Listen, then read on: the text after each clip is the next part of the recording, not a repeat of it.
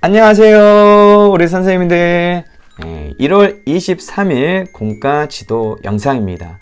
오늘 하루도 다들 평안하시죠? 오늘 영상 후반부에는요 또 몇 가지 안내사항도 있으니까요 끝까지 잘 시청해 주시기를 바랍니다. 그럼 바로 공과 지도 영상 시작하겠습니다. 자, 사과 공과 제목입니다. 흙덩어리의 반란. 읽을 말씀, 외울 말씀, 핵심 문장은 꼭 친구들이랑 같이 읽어주시고요. 오늘의 포인트랑 공과 진행 시 주의사항은 하루 전날에 집에서 꼭 한번 읽어보시기를 바랍니다. 이번 주 설교 키워드는요. 첫 번째, 사람의 죄로 인해 하나님의 영이 사람을 떠나셨다입니다. 두 번째는 하나님의 영이 떠난 사람은 살아가는 동안 끊임없는 고통 속에서 살아간다입니다. 세 번째로 하나님의 영이 떠난 빈자리를 사람들은 다른 것들로 채우려고 한다입니다. 마지막으로 네 번째, 하지만 그 빈자리는 절대로 채워지지 않는다입니다. 이 키워드 네 가지를 잘 기억하신 다음에 공과를 진행해 주세요. 자, 1번입니다. 아담과 하와는 하나님의 말씀을 따르지 않고 선악과를 따먹었어요. 이후 아담과 하와의 후손들도 자기가 좋은 대로 사탄을 따라 살았어요. 자, 하나님의 말씀을 따르지 않고 사탄을 따라 사는 사람의 모습이 가인과 라멕을 통해서 성경은 보여주고 있습니다. 자, 과연 어떤 모습이 있는지 먼저 1번, 가인은 어떻게 했나요? 자, 동생 아벨을 돌로 쳐 죽였죠. 인류 최초의 살인사건입니다. 하나님을 따르지 않고 사탄을 따르는 모습, 하나님의 뜻대로 살기보다는 자기가 하고 싶은 대로 살아가는 모습이 바로 가인에게 있습니다. 가인은 곧 흙덩어리가 되어버린 사람의 모습입니다. 자, 라멕은 어떤 모습을 보여줬을까요? 자기가 상처가 입었는데 자신이 살려고 사람을 죽였어요. 그런데 그 사람이 세상에 소년이랍니다. 자기보다 나이가 어리고 약한 사람을 죽인 거죠. 세상은 점점 더 악해져서 하나님이 아닌 마귀를 따라 힘센 어른이 약한 소년을 죽이는 세상이 되어 버렸습니다. 흙덩어리가 되어버린 사람이 바로 가인과 라멕의 모습에서 잘 보여주고 있습니다. 자, 2번입니다. 사람들이 하나님과 아무 상관없이 살 때 하나님은 어떤 결정을 내리시나요? 창세기 6장 3절을 보면 하나님의 영을 거두시게 되는 것을 알 수가 있습니다. 즉 사람을 떠나신 거죠. 하나님의 영이 떠난 인간은요, 흙으로 만든 것만 남아서 흙덩어리가 되어버립니다. 성경을 이것을 육신이 되었다라고 말하고 있습니다. 육신이 되었다라고 표현하는 것은 성경에서 부정적인 의미로 주로 사용하고 있습니다. 아이들에게 그 정도만 알려주세요. 그리고 여기에 관해서 2번을 진행을 하실 때 왜 하나님의 영을 거두시게 되었는지 그 이유를 설명하지 마세요. 왜냐하면 3번에서 그 이유를 설명하고 있기 때문입니다. 자, 그럼 바로 이어서 3번. 하나님이 이렇게 결정하신 이유가 무엇인가요? 사람들이 마음으로 생각하는 모든 계획이 어떠했나요? 창세기 6장 5절을 읽어보면 사람이 죄악이 세상에 가득하게 되었다는 것을 알 수 있습니다. 마음으로 생각하는 모든 계획이 항상 악했어요. 이런 그들을 보는 하나님의 마음이 어떠했을까요? 네, 정말 슬퍼했습니다. 언제나 함께 있고 싶어서 생기를 불어 넣으셨지만 그런 인간이 하나님을 등지고 떠나가는 것을 보면서 하나님은 너 어디 잘 되나 보자 라고 복수하는 마음이 아니라 한탄하시며 마음에 근심하셨습니다. 이것이 바로 하나님 아버지의 마음입니다. 자, 이렇게 하신 다음에 마무리 지문을 읽고요. 바로 세상 속으로 공과로 넘어가 주세요. 자, 1번입니다. 사람들은 하나님의 영이 떠나 비어있는 마음을 채우려고 어떻게 할까요? 하나님을 떠나서 자기 마음대로 산다면 결국 누구의 노예가 될까요? 다음과 같은 예를 찾아 기록해 보세요. 자, 1번을 진행하실 때는 먼저 사람의 마음속에는 하나님의 영이 떠난 빈자리가 있다는 것을 먼저 우리 친구들에게 알려주세요. 사람이 어떨 때 가장 행복했나요? 네, 하나님과 함께 살아갈 때. 그렇지만 하나님의 영이 떠난 사람은 행복하지 않아요. 불행합니다. 그래서 행복해지고 싶어서 어떤 사람은요, 그 마음의 빈자리를 술로 채워요. 왜요? 행복하려고. 그래서 어떻게 됩니까? 중독자가 되어 건강도 망치고요. 가족도 괴롭히고 자기 자신도 괴롭습니다. 두 번째 예는 돈을 들 수 있겠죠. 돈이 많으면 행복할 것 같고. 그래서 어떻게 합니까? 돈을 많이 벌기 위해서 노력을 하겠죠. 그 결과는 다른 사람들을 짓밟고 또 잘못된 방법을 써가면서 돈을 벌지만 결코 행복하지 않아요. 많은 돈을 벌 수는 있습니다. 그렇지만 그 많은 돈이 그 사람에게 행복을 가져다 주지는 않아요. 세 번째 예로는 인기, 명예를 들 수 있겠죠? 다른 사람으로부터 인기를 많이 받으며 행복할 것 같아요. 그래서 열심히 다른 사람들에게 인기를 얻기 위해서 노력을 합니다. 예뻐지기 위해서 노력을 하고요. 좋은 대학, 좋은 직장에 다니면 사람들에게 인기가 있지 않을까라고 생각해서 열심히 공부해서 좋은 대학을 갑니다. 또 좋은 직장에 들어가기도 합니다. 다른 사람들의 인기를 얻게 됐어요. 하지만 그 인기가 그 사람에게 계속 행복을 주나요? 그렇지 않아요. 그리고 때로는 다른 사람들로부터 관심이 사라지게 되면 그것을 견디지 못해서 더 불행해진 사람들도 세상에는 너무너무 많이 있습니다. 이 정도로만 진행을 해주세요. 자, 다음은 2번입니다. 2번을 시작하기에 앞서서 제가 2번과 3번 공과를 쭉 읽어보고 고민이 많이 되더라고요. 왜냐하면 이 세상 속으로 공과를 진행하면 이 크게 주제가 두 가지 주제가 있습니다. 그렇지만 우리가 이제 공과를 하는 그 시간이 되게 짧잖아요.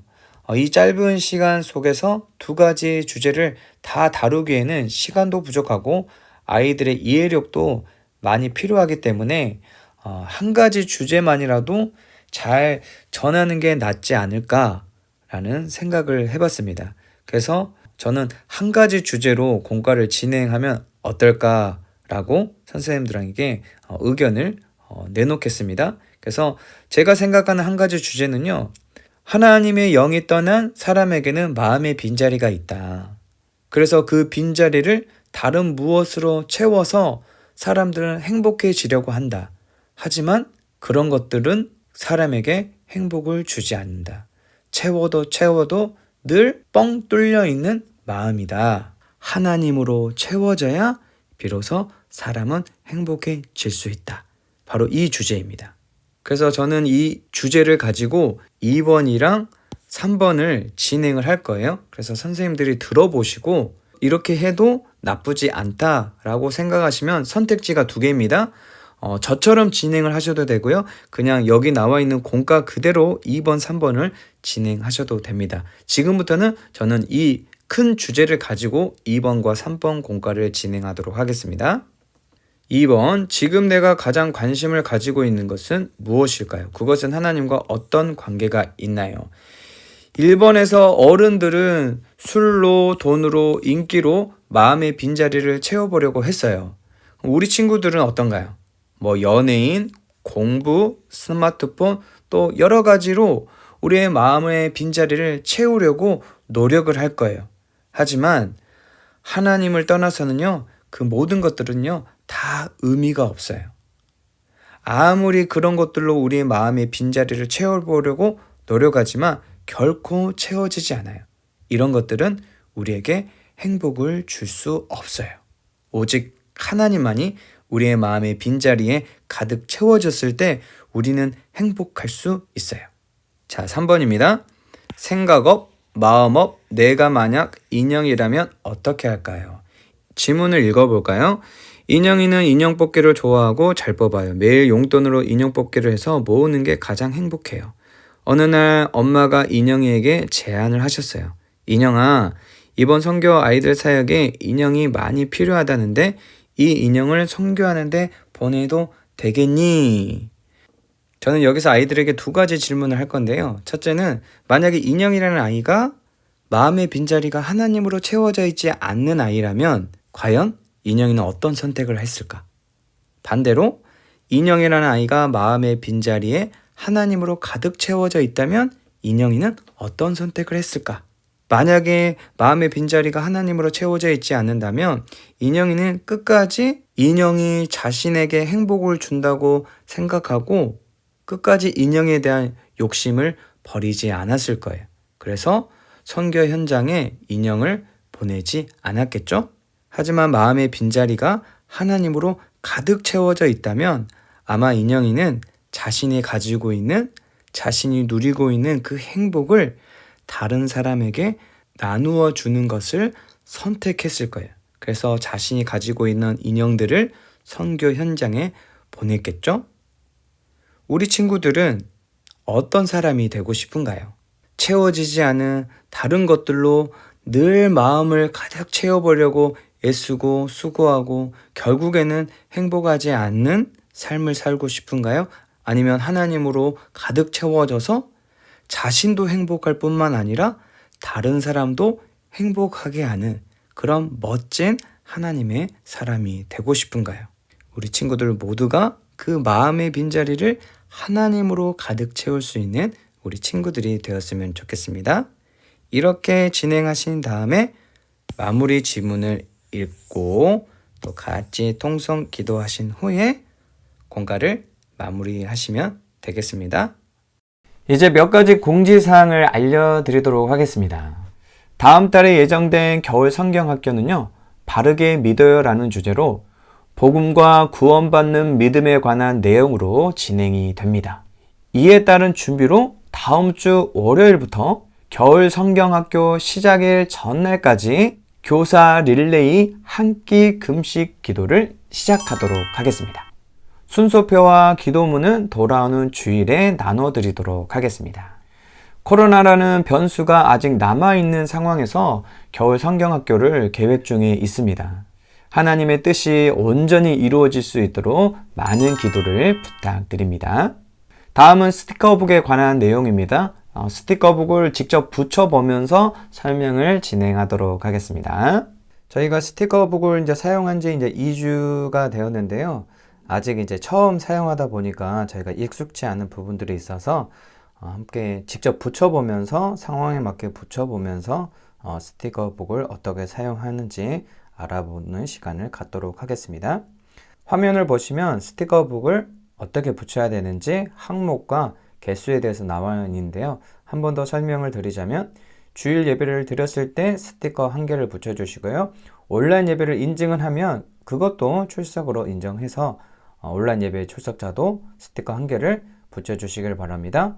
그리고 두 번째, 가족 예배. 이 가족 예배는 주일 저녁 예배, 수요 예배, 토성을 말합니다. 3번 다 드려야 1개를 붙이는 게 아니라 각각 1개씩입니다. 그리고 예배 초대는 전도이고요. 그래서 친구를 전도하게 되면 그날 5개를 붙여주세요. 그리고 전도한 친구가 4주 출석을 하게 되면 초대한 친구에게 20개를 붙여주고요. 정착한 친구에게는 30개를 붙여주시면 됩니다. 다음 말씀 암송은 지금 저희가 하고 있지 않기 때문에 폭넓게 훈련 항목으로 저희는 사용하도록 하겠습니다. 그래서 초등부에서 준비한 여러 가지 훈련 프로그램에 참여하게 되면은 붙여주시면 되는데요. 그때마다 제가 몇 개를 붙여야 되는지 알려주도록 하겠습니다. 그리고 다음은 경건훈련. 경건훈련은 매일 성경 큐티를 말합니다. 그래서 7번을 다 하게 되면 한 주에 3개씩 붙여주시고요.